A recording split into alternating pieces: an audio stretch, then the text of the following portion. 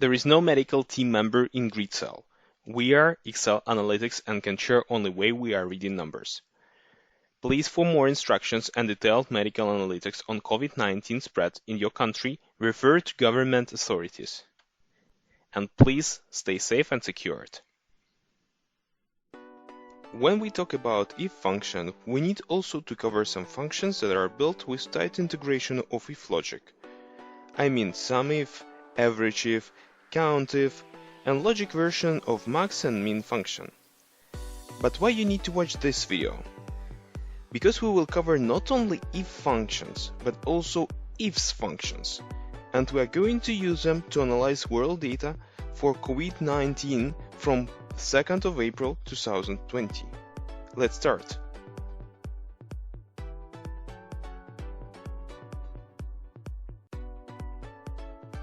So for average, we are going to calculate already total cases, average amount per country, and we are going to calculate for average if, total cases per first case months. And for ifs function, we are going to calculate it again through the basket that we are having as a conditions preset. So let's start.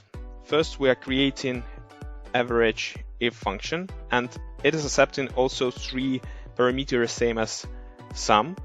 So first parameter is range, that we are going to search for some criteria that we are going to provide in a second parameter. While the third parameter again is in square brackets. That means that if we are not going to provide any values for that, the formula will calculate average results based on the range that we have provided for criteria. So in our case, we are going to check out for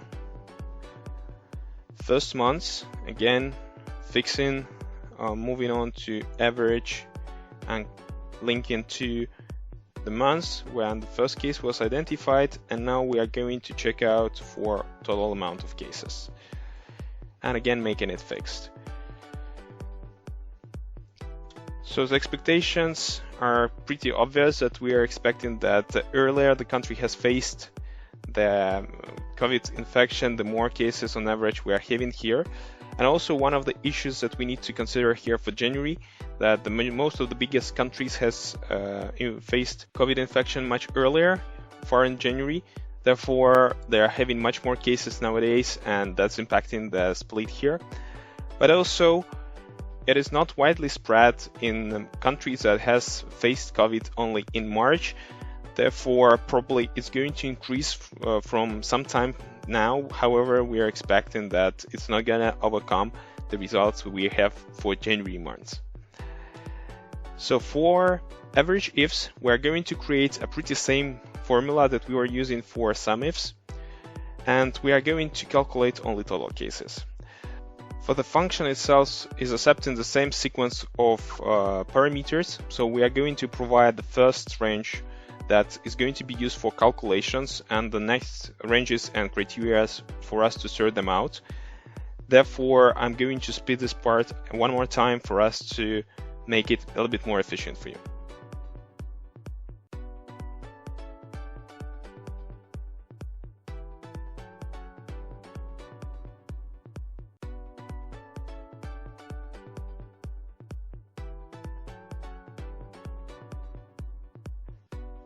So we have created our function here, and now let's complete it overally.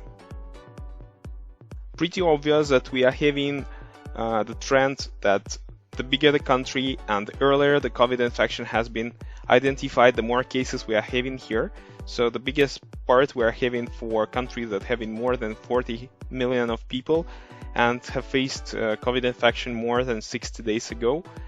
Therefore, we are having them in much more red coloring here, while countries that we are having for less than 2 weeks from now, they are having still in green zone, and overall you can see that trend is fully aligned with the development of the baskets by population here.